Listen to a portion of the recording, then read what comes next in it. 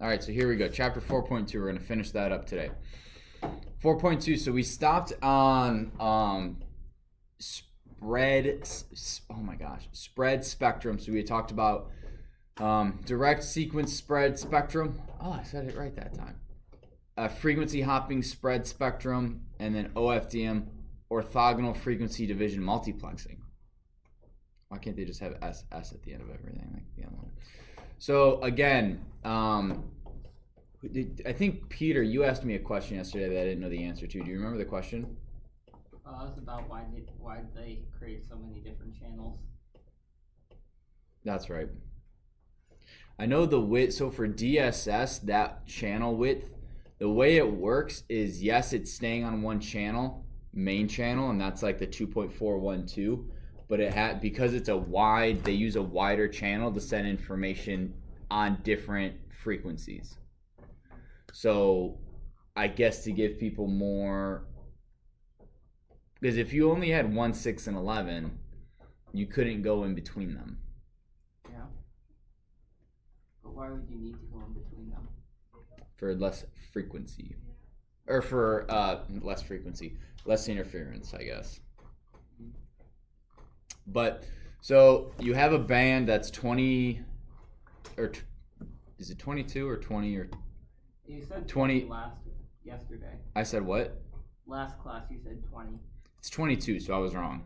Oh. And then where do you get 40? There's also 20 and 40 megahertz channels.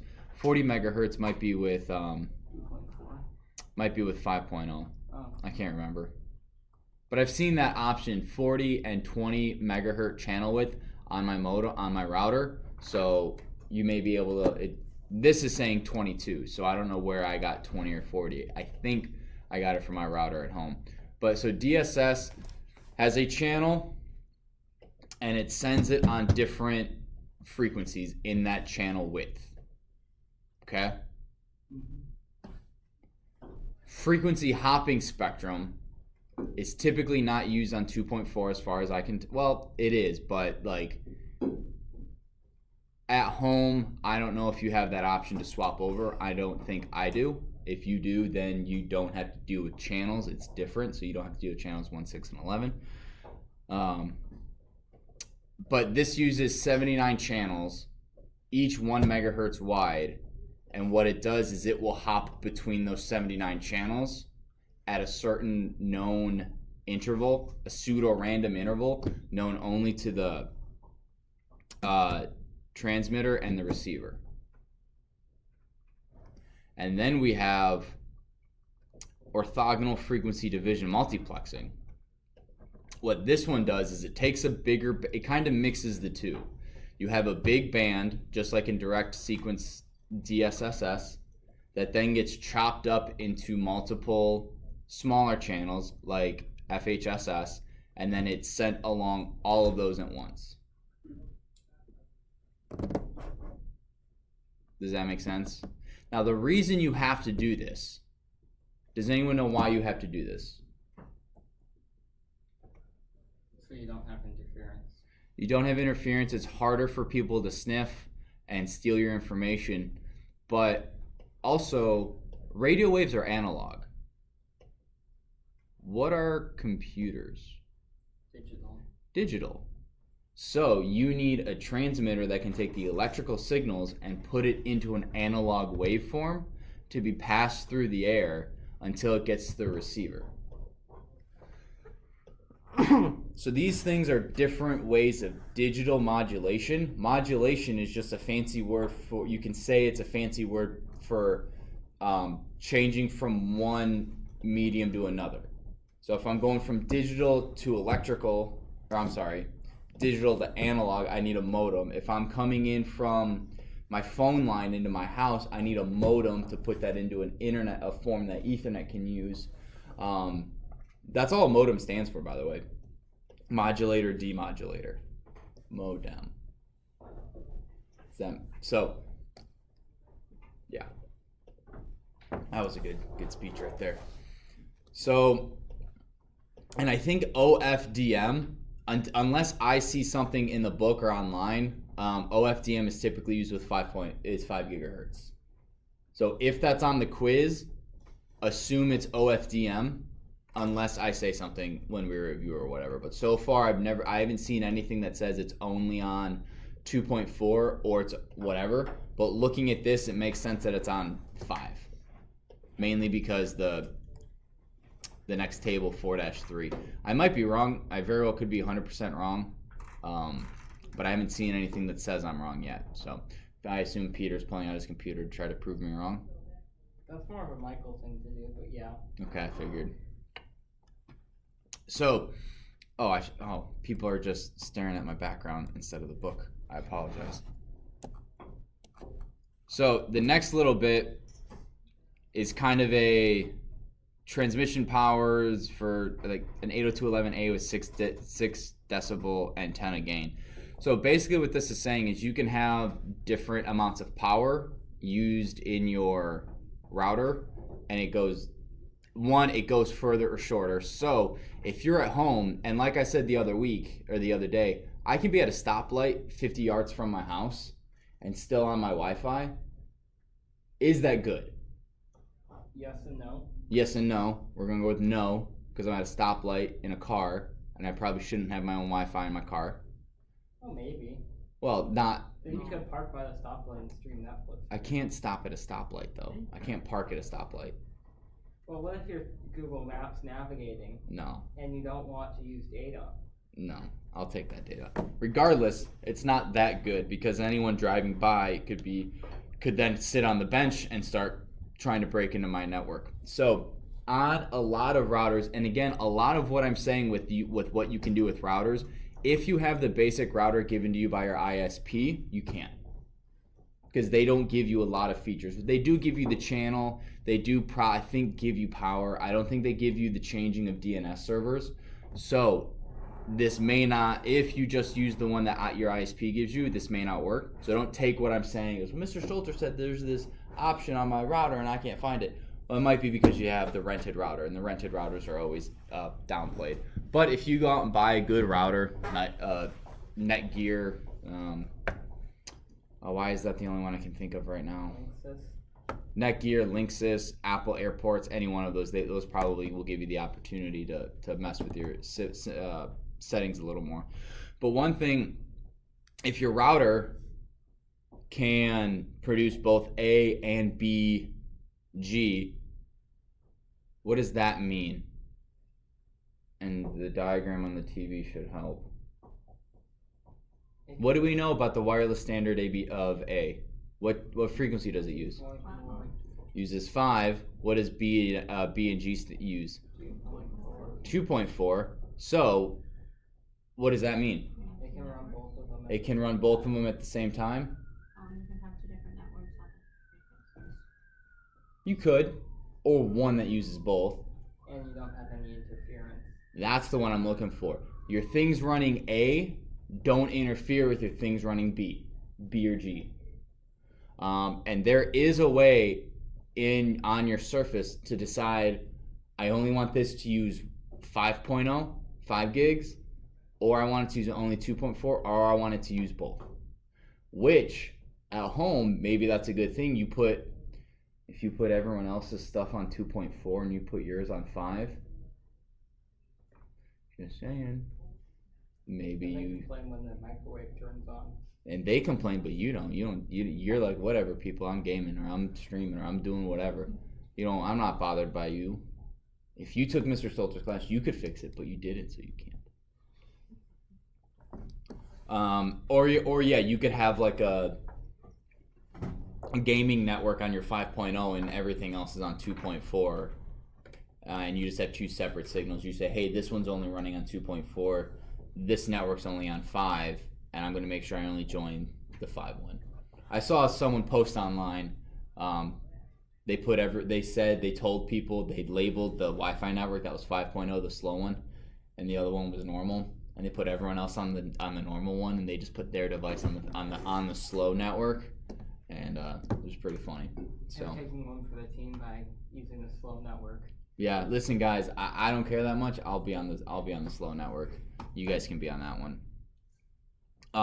So that's a really good thing to know. This is another reason why I'm hounding you guys to know the difference in the frequencies, because if you want to set up multiple networks, you'll know, hey, this route, if you have two separate routers, right, not one router producing two signals, you could have two routers generating two different wireless signals.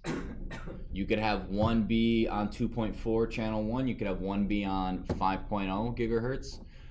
You could also have two routers. Let's say you want to have a filtered internet for guests and an unfiltered internet for you guys, right? You don't care, like, whatever.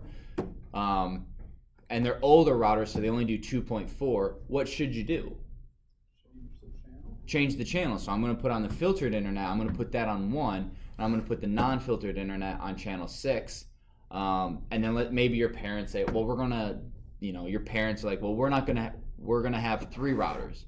One's going to be the unfiltered internet for the parents and like the Apple TV and your printer and your Xbox and things like that. Because if you filter the internet with like an Apple TV or a printer, like, I have found filtering the internet for devices like that can lead to weird issues.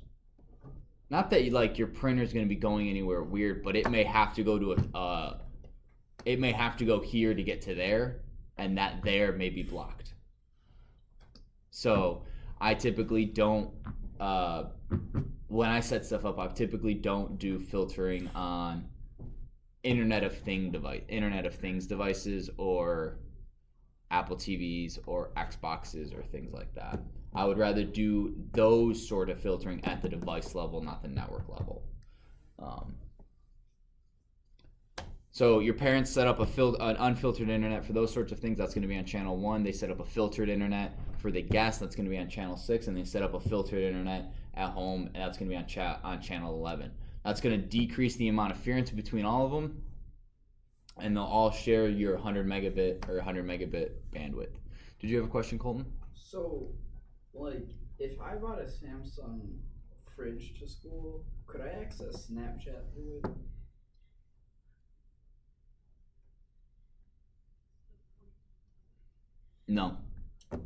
No, basically the way our filter works, why would you bring a fridge? So that's the second thing you think of. No, wait, what? Yeah, no, that's not possible. Wait, why would you bring a fridge to school? No, the way most filters work is that you either have an implicit deny or implicit allow. Meaning, I have 6 rules, and if you are a freshman, you have this sort of. This isn't how it works, but this is an example. If you're a freshman, you have the strictest filter possible. You can barely get to Google. Sophomore, it's a little more relaxed. Junior, it's pretty relaxed, and senior, we trust you guys. You guys don't have a filter, right? But which legally is illegal. Like, every school has to have some sort of filter to filter out that sort of stuff. But so this is for an example. So if I have an implicit deny, if you're not in one of those groups, you will get 0 internet. Everything will be blocked. If I have an implicit allow, if you aren't in one of those groups, you will be able to go anywhere. So it really just depends on how you set it up. We have an implicit deny, so if you don't fall into some of our categories, you just then get 0 internet, I think. Or I'm sorry, you don't get 0 internet. If you don't fall into one of our groups, you fall into the default filtering, which is basically what you students have. No social networking, no YouTube after 3, that sort of stuff. So, yeah, so even if you bring a fridge, it's not going to work. Bummer. What if you bring separate fridges? Bring your... An army of fridges. That still won't work. Okay. This is just explaining more. MIMO. Okay, so this is really cool. MIMO is a cool technology, and what it does is multiple input, multiple output, which essentially it cuts your data up, sends multiple bits of it at the same time, and receives multiple bits of it. So it's a lot faster. So instead of me having to say, hello, Colton, how are you? I can go, imagine there's 5 of me, each saying one word at the same time at Colton. Hi, Colton, how are you? And he understands it perfectly. Now imagine there being 5 of him. He can take the 5 words in at once, and then he can spit out 5 words in 1 second, and it's a lot faster communication as opposed to hello, Colton, how are you? I'm fine, Mr. Salter.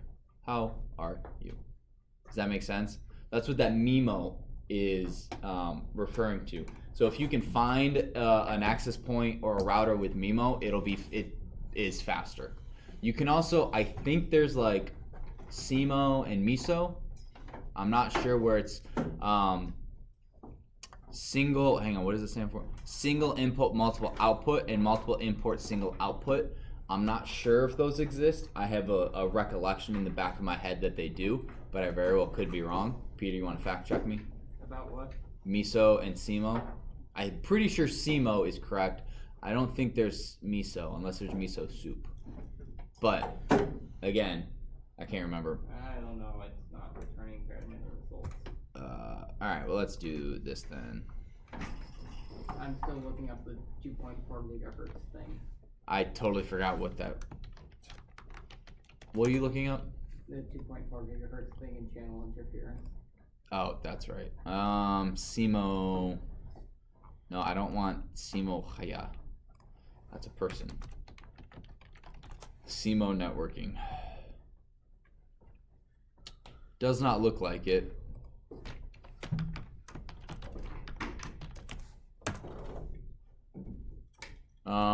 Nope. So I was wrong. Good thing I checked. Yeah, it's just you got MIMO. Or unless it's CISO.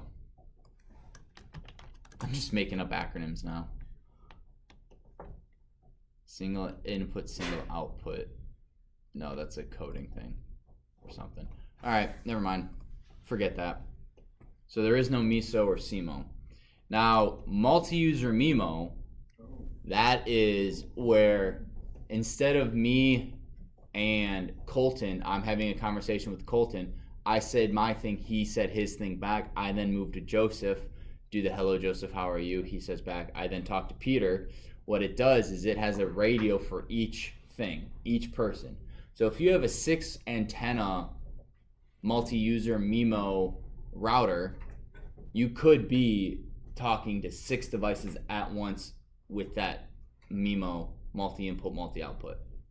So again, the more radio, typically, now I'm not saying this for sure, not every single one of those are radio antennas, and they also can do, those are the ones that create the Wi-Fi. I'm not sure if you have, oh, that's a good question.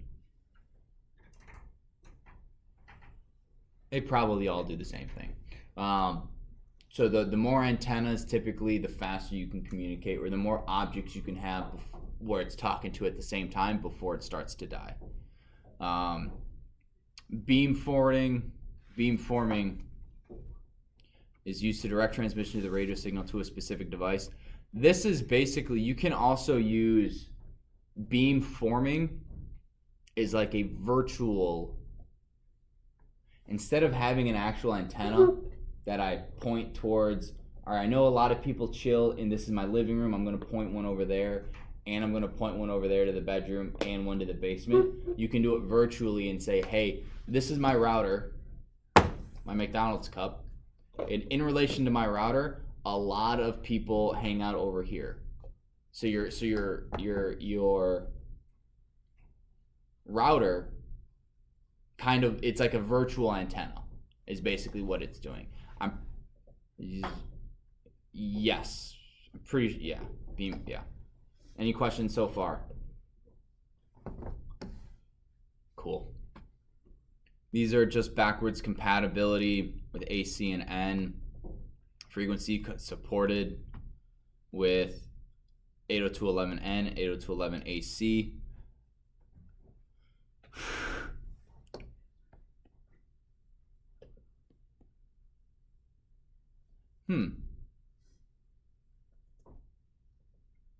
I wonder if 802.11ac is compatible with 802.11n. Does that then mean it's compatible with 802.11g, B, and A? No, I don't think so. No. Okay. This I don't think you'll need.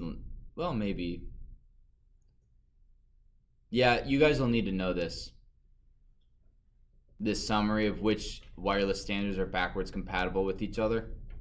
It's basically, yeah, you'll need to know that. This is just a review. This is a review, and it gives you a little bit more of the type of modulation. I haven't decided whether or not you guys will need to know that, because that's kind of a niche thing. But this is, instead of having to go back to chapter 1 or 2 to get your information, you can now go to chapter 4. This is the one I will now base quizzes and tests on, is this one right here. So anything in this, again, I'm still debating the modulation, but anything in this table or this table is fair game for quizzes and tests. So highlight it in your book, circle it, write it down, say 4-5 is important, and these two down here. Yeah, we're not 802.11, I, R, and AC. Voice traffic. Yeah, for now, ignore I and R. All right. Questions on what we just went over? Questions in general?